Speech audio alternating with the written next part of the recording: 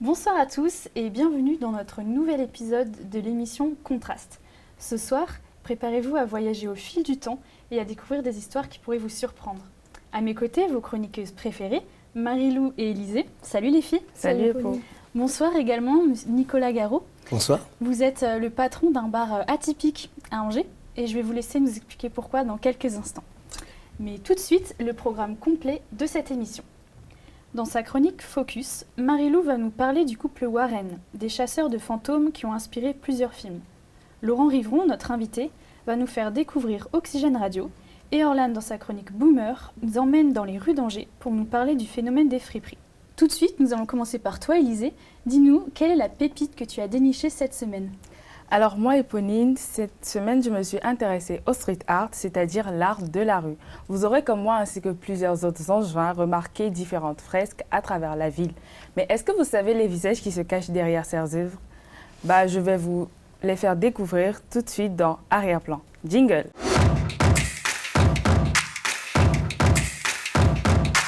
Chers téléspectateurs, je suis allée à la rencontre de deux artistes peintres angevins, Le Milo et Silas. Originaire et basé à Angers, ils créent le collectif La Douceur en 2017 après avoir travaillé sur des projets à Angers. Séduits réciproquement par leur style, ces deux personnages, l'un grand et l'autre petit de taille, travaillent ensemble maintenant depuis 6 ans sur divers projets autant pour la ville d'Angers que pour les environs. La douceur, c'est pour évoquer principalement la douceur angevine ainsi que celle que l'on retrouve dans leurs différentes réalisations. Cette complémentarité qui les caractérise vient du fait que leurs styles s'épousent parfaitement. L'un va être plus axé sur les formes, le graphisme et l'abstrait, tandis que l'autre va être plus penché sur la figuration et l'illustration. Les Angevins n'ont pas forcément connaissance des visages qui se cachent derrière ces œuvres. Dites Nicolas, avez-vous déjà vu dans la ville des fresques de ce même type ? Eh bien, étonnamment, non. Je n'ai pas eu l'occasion de les voir encore. Mais vous savez, nos deux artistes n'aiment pas quand leur personnalité est mise en avant plutôt que leurs œuvres. Ça fait maintenant 6 ans qu'ils travaillent ensemble. Les retours sur leur réalisation sont plutôt satisfaisants, même s'ils n'ont pas toujours carte blanche pour aller selon leur inspiration. Mais ils ne se voient pas non plus imposer un style qui n'est pas le leur. À l'avenir, le collectif espère pouvoir faire des expositions à travers la France pour mieux se faire connaître. Dites-moi les filles, est-ce que vous avez aimé ce petit montage ? Oui, pour ma part, j'adore les couleurs. Le choix était parfait pour moi. Alors toi, Hippo ? Moi, je trouve que c'est un beau projet et puis la simplicité de l'œuvre, elle rend l'environnement plus doux, comme tu l'as dit tout à l'heure. Je suis d'accord avec vous et je vous invite donc à les suivre sur leur compte Instagram, Collectif La Douceur, pour ne plus manquer les localisations de leurs prochaines réalisations. Merci beaucoup, Élisée. Je t'en prie. Et à prie, l'avenir, je ferai attention quand je me promènerai à Angers. Ce serait super. Alors, je reviens vers vous, Nicolas. Oui. Donc, nous avons la chance de vous avoir à nos côtés. Merci. Et vous êtes donc le patron du Gatsby à Angers. Tout à fait. Et alors, est-ce que vous pouvez nous expliquer le concept de ce bar ? Le concept de notre bar, le Gatsby Bar, c'est l'idée de retrouver l'esprit de la prohibition à travers notre concept qui est un bar du coup caché. On l'appelle aussi un speakeasy. Speakeasy qui pouvait se traduire en français par un bar clandestin. Pourquoi bar clandestin ? Puisque c'était tenu par des mafias. Il y avait 2 mafias à l'époque, pendant ces années-là. C'était la mafia juive et italienne. Et comme c'était la prohibition, interdiction de vente de l'alcool, on devait écouler le stock d'alcool dans des bars qui étaient cachés. Généralement, les bars cachés, c'était vraiment chez même chez les gens. Parfois, c'était assez compliqué de les trouver, puisque c'était très, très, très bien caché. Et dans ces bars clandestins-là, on a retrouvé tout cet esprit cocktail pour éviter de sentir l'alcool dans les verres. Voilà. Et étant donné que c'est un bar donc clandestin et qu'il est caché, qu'on ne le voit pas dans la ville, comment vous arrivez à faire sa promotion ? On a réussi à faire notre promotion en faisant des petites publications sur les réseaux. Et on avait commencé aussi dans les journaux. Dans les journaux locaux, on avait envoyé une petite image de nous 3, puisque je ne suis pas le seul gérant. Je travaille avec mes 2 grands frères, c'est une affaire familiale. Et on avait envoyé une photo dans ces journaux avec une petite description très simple. Un bar clandestin par 3 frères va s'ouvrir sur Angers. Et on a laissé 3 mois le doute et l'intrigue se mettre en place. Et au moment de l'ouverture, on a lancé un site internet où les clients pouvaient venir s'inscrire sur notre site internet. Et en s'inscrivant, ils recevaient le code par mail avec toutes les informations pour pouvoir trouver le bar caché dans Angers. Eh bien, tout de suite, plongeons-nous dans l'univers atypique du Gatsby, un reportage signé Tom Le Champion, Ève Gambert, Élisée Houssou et Vincent Leblanc. On est mercredi soir, il est 20h et nous pénétrons non pas dans une boutique, mais bien dans un bar. Munissez-vous du code secret, traversez l'armoire et découvrez une ambiance années 20 qui saura vous surprendre. Le Gatsby a été imaginé par 3 frères d'origine angevine. Ouvert depuis le 16 octobre 2019, ce concept de bar clandestin, totalement novateur dans le Maine-et-Loire, a su depuis trouver son public. Alors, quand est-ce que j'ai connu le bar? C'était il y a 3 ans, il me semble. C'est au niveau de l'ouverture par l'intermédiaire des réseaux sociaux et une amie qui était fan de cocktails qui voulait découvrir le lieu. Nicolas, Stéphane et François ont souhaité représenter les bars clandestins qui se sont multipliés pendant la Prohibition entre 1920 et 1933 aux États-Unis. Alors nous, on n'a pas connu la Prohibition, mais ça fait un peu penser à la période du confinement où on se planquait quand on voulait sortir et que ouais mais il y a des horaires, ouais mais il y a des distances. Et c'est trop génial. Tout à l'heure, je suis allée téléphoner, on capte pas ici, donc je suis allée téléphoner dans la vitrine. Je me dis, t'es assise dans une vitrine en train de téléphoner. Enfin, le truc juste incroyable, le décalé. J'aime bien ce côté décalé. Avec son ambiance atypique, une décoration chic et des serveurs habillés à la mode de l'époque, le Gatsby est avant tout un bar à cocktails. Il propose des cocktails uniques et originaux, pensés en accord avec les saisons. Est-ce que j'ai aimé le cocktail? Oui. En tout cas pour le prix et puis oui, la qualité, on a beaucoup d'arômes pour le coup. C'est très très bon. Quel cocktail j'ai choisi? Je suis incapable de prononcer le nom.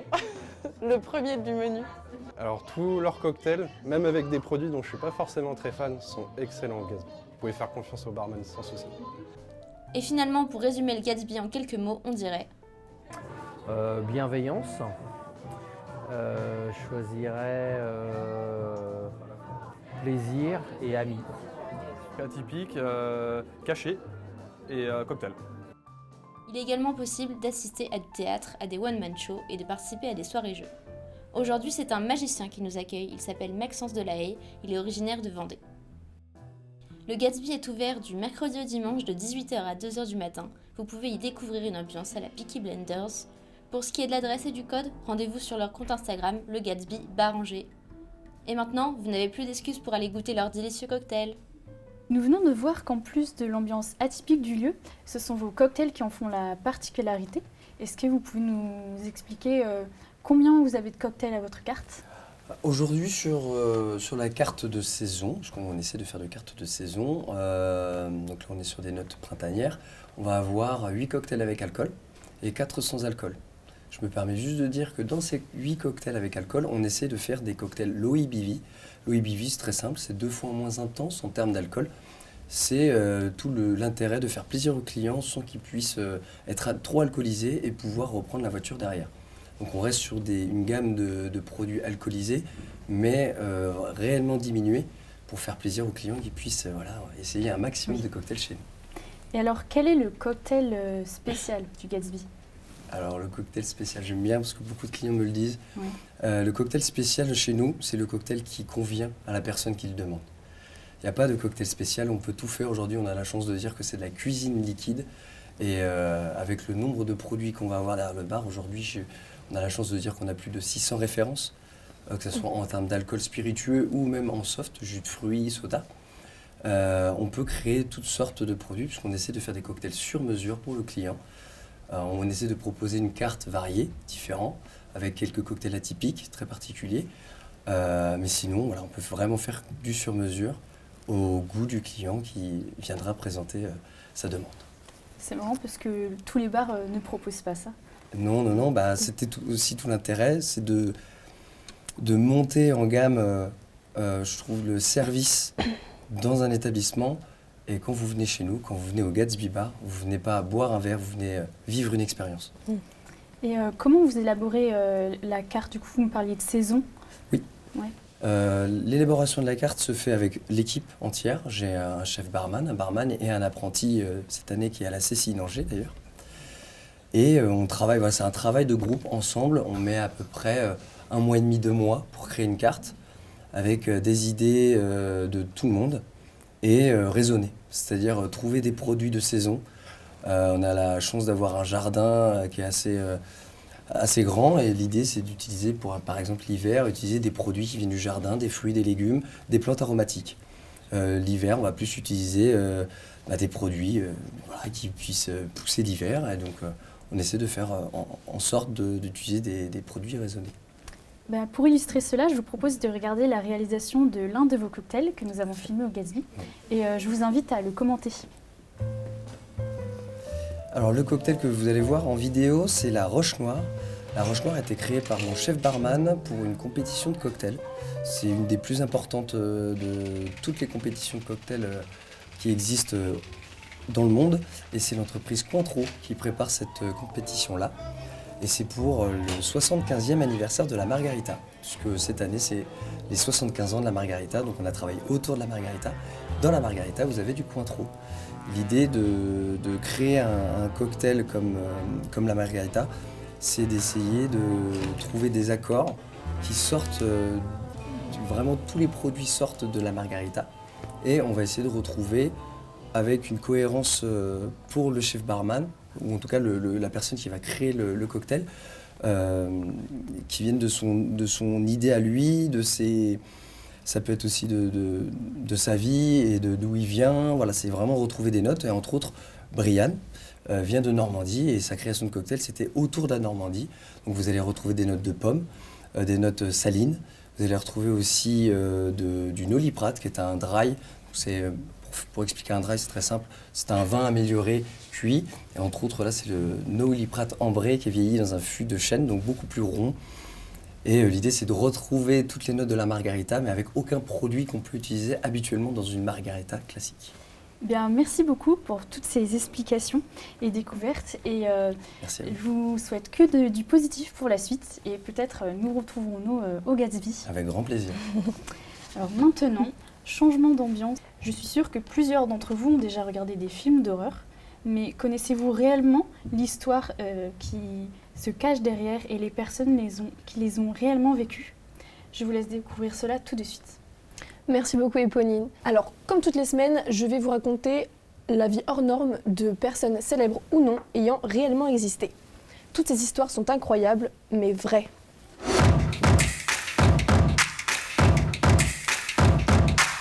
Aujourd'hui, ce sont les férus de paranormal qui seront ravis, car à l'occasion d'un Conjuring 4 en préparation, je vais vous conter la vie incroyable de 2 chasseurs de fantômes qui ont réellement existé.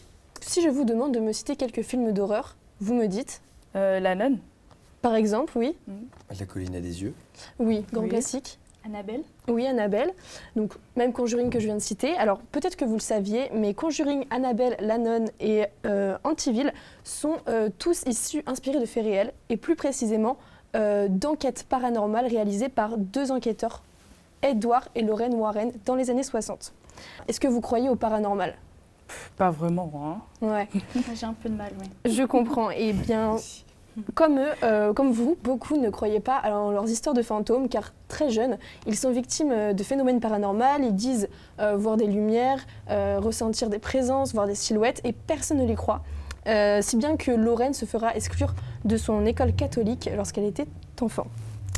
Ils se rendent compte à l'âge de 16 ans et développent donc une curiosité pour le paranormal. Ils ont notamment une lubie un peu particulière, c'est qu'ils recherchent des maisons dites hantées et vont aller les peindre sur une toile pour ensuite l'offrir aux propriétaires. Ils sont dans l'espoir en fait de pouvoir accéder à la maison, la visiter gratuitement ou alors simplement de discuter. Ils sont vraiment à la recherche de réponses à leurs questions.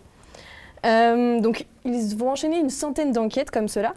Et en 1952, ils vont créer la New England Society for Psychic Research. Donc c'est une association qui va enquêter sur les phénomènes de hantise à l'aide de médecins, d'étudiants, de policiers, d'infirmiers.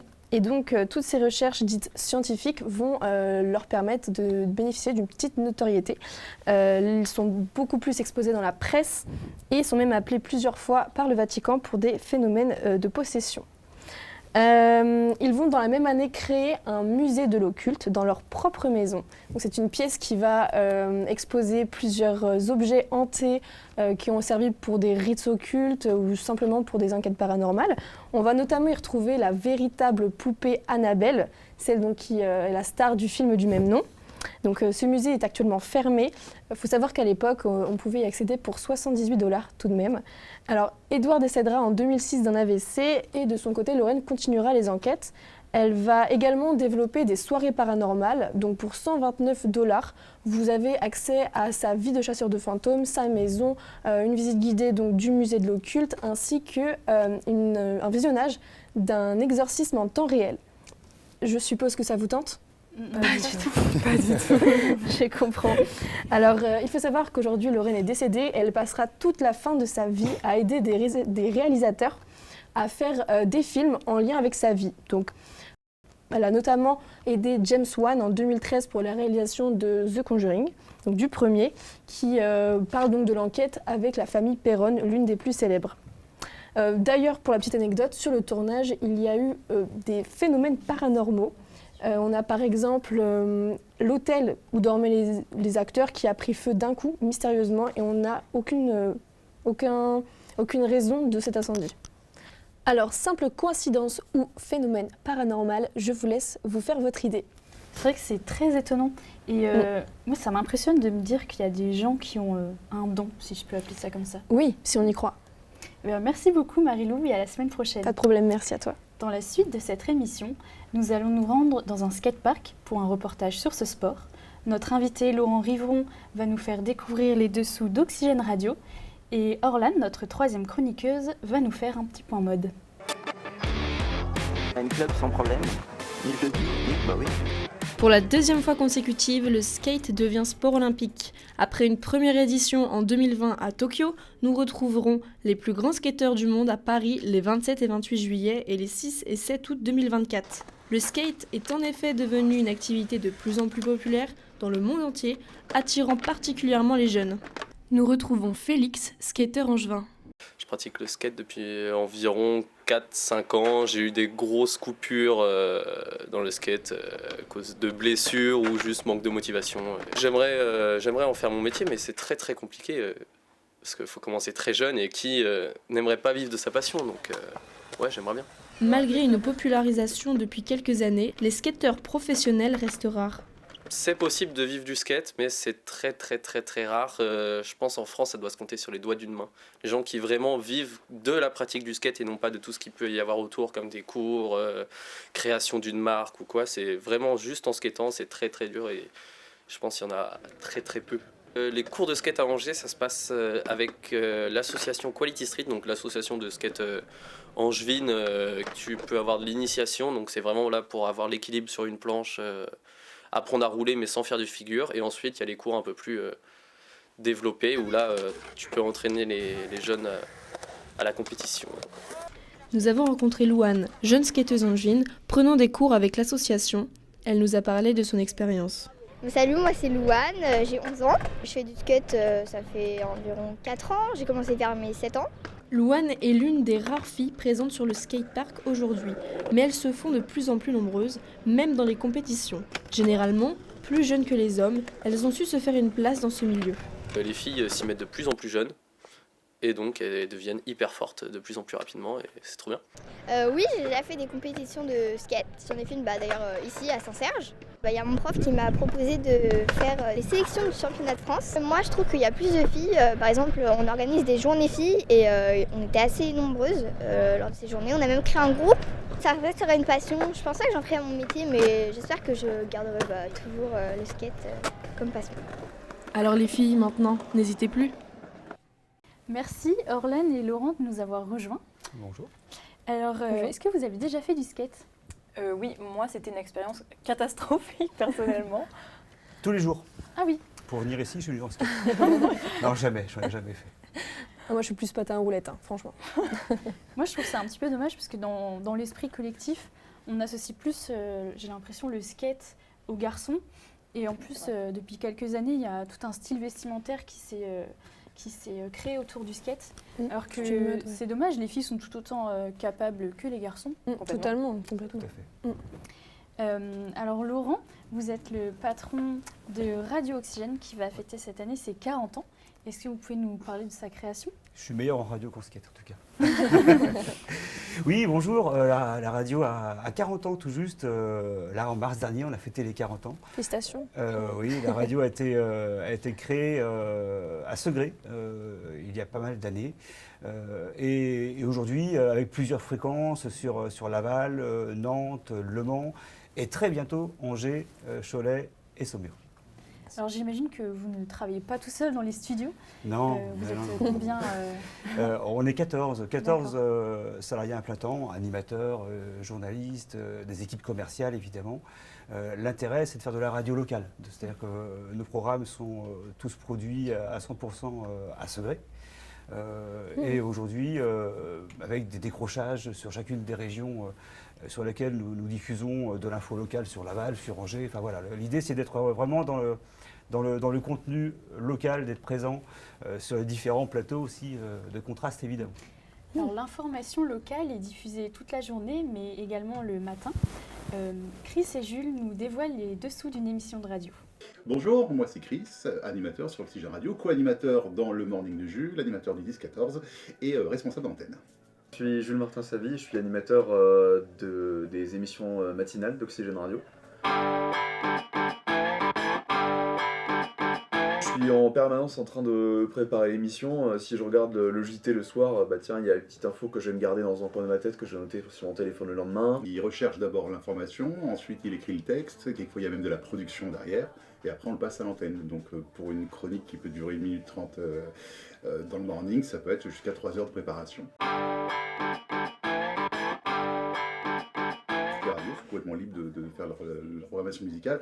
Il y a juste une convention à la base avec le CSA qui est terminée au moment où on demande à avoir les fréquences. On a une nouveauté tous les quarts d'heure sur Oxygène Radio, ce qui n'est pas forcément le cas dans beaucoup de radios. On a des boutons qui nous permettent de lancer les différents sons, etc. Des fois, ça ne marche pas.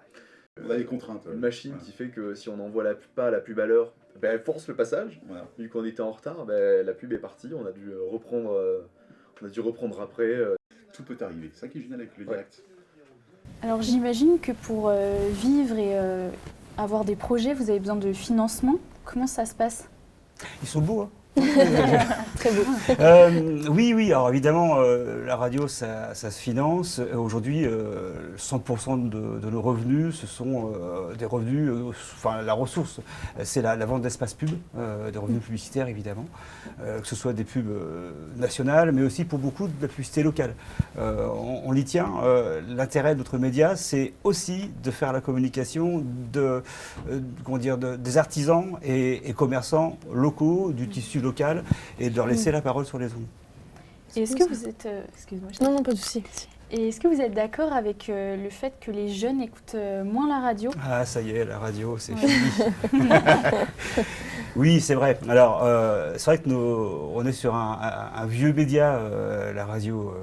Alors, il faut quand même tempérer. Aujourd'hui, chaque semaine, 9 Français sur 10 écoutent au moins une fois la radio dans la semaine. On a en effet plus de difficultés à toucher la génération des les moins de 25 ans. Ça ne m'inquiète pas spécialement parce que alors déjà on peut les chercher aussi sur de nouveaux supports. Oxygène, c'est une radio, mais pas seulement. L'idée c'est de développer un contenu local, mais sur différents supports. Et l'arrivée des réseaux, c'est pour nous tout un panel d'univers nouveaux, de contenus nouveaux à développer.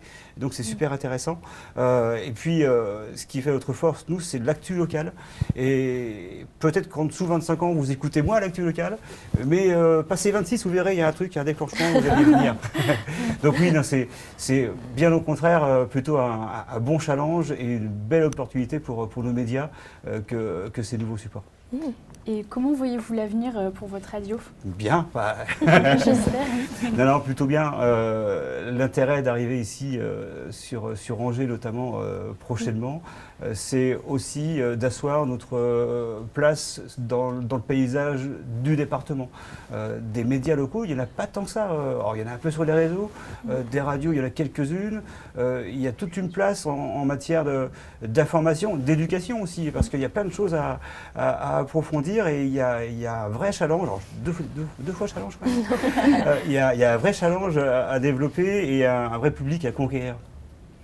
Eh bien, merci beaucoup pour cet échange. C'était un plaisir. Et on se retrouve sur les ondes. 94.4. C'est noté. Orlan, de quoi vas-tu nous parler? Alors aujourd'hui, on se retrouve pour faire un point mode. On connaît tous Emmaüs, Vestiaire Collectif, Vinted ou encore Kilo Shop. Ces marchés de vêtements d'occasion ont depuis quelques temps le vent en poupe.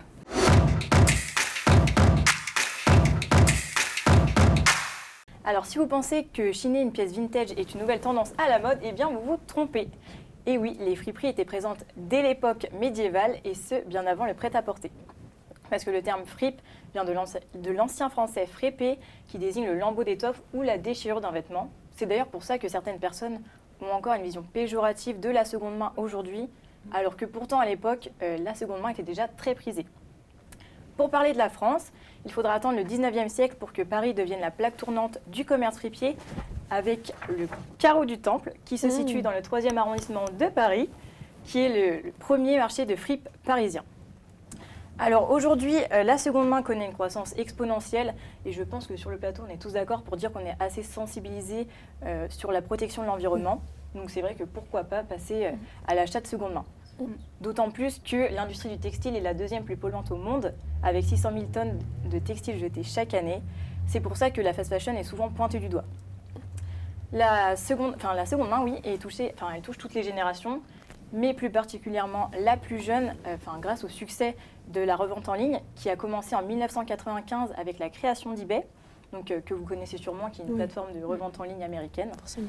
Nous sommes donc partis à votre rencontre pour Contraste, pour savoir pourquoi les jeunes portent de la seconde main. Alors moi du coup, c'était plus au début par passion, parce que j'aime beaucoup chiner, faire des vides-greniers, dégoter un peu la pièce unique. Pour le style, déjà en particulier. Que je trouve plus ma cam dans les friperies, dans les boutiques de seconde main, etc. Parce que je suis passionnée de vintage, j'adore chiner des pièces, que ce soit en fripe ou en magasin associatif. Et puis même d'avoir des prix aussi un peu plus bas, donc ça permet d'accéder à des pièces d'une autre qualité à des prix plus bas. Parce que déjà je trouve ça plus éthique. Forcément l'impact de l'environnement ça me touche. Par rapport à ma mère qui était vachement dans les vides-greniers et puis m'inculquait vachement l'écologie et tout, de faire attention à sa consommation. Ça prouve comme quoi la seconde main c'est utile, ça sert à tout le monde et voilà.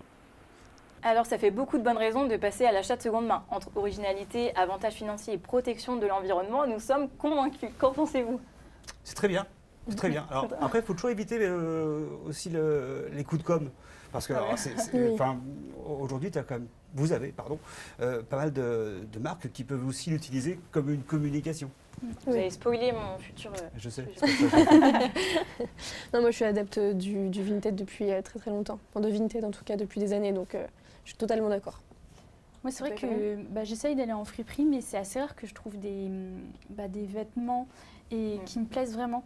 Donc, c'est vrai que sur Angers, en plus, il n'y a pas encore beaucoup de commerces vraiment qui sont répandus. Et bien, en tout cas, vous n'êtes pas les seuls à avoir compris les enjeux de la seconde main, puisque certaines enseignes de prêt-à-porter vous proposent de reprendre vos vêtements et de les revendre dans leur boutique. Toutefois, le superfuge de cette pratique, c'est qu'ils vous donnent un bon d'achat en échange de votre don pour que vous puissiez acheter la nouvelle collection. Alors la question c'est, est-ce que c'est une véritable implication morale ou simplement un acte marketing? Il faut faire son tri. C'est ça. Non, je suis totalement d'accord. La production de fast fashion continue malgré le fait qu'ils puissent arranger leur image avec la seconde main, récupérer des vêtements. Ça leur fait du bénéfice et une meilleure image en fait. Donc pour moi, c'est vraiment du greenwashing. Moi, je trouve qu'à la base, c'est plutôt une bonne initiative. Mais encore faudrait-il que la création du vêtement soit éthique pour qu'il y ait vraiment une implication morale. Ouais, il faut contrebalancer les propos. Certaines enseignes, je pense, qui ont une véritable implication. D'autres, peut-être un peu moins. Oui. C'est vrai. Merci beaucoup, Orlane. De rien. Et ça donne vraiment envie de s'impliquer et d'aller faire un tour en friperie. Tant mieux. Il est maintenant l'heure de se dire au revoir. Merci à tous ceux qui ont participé à cette émission. Merci à l'équipe technique. Merci à nos chroniqueuses. Merci évidemment à nos invités et à vous téléspectateurs. On se retrouve bientôt pour un nouvel épisode de Contraste.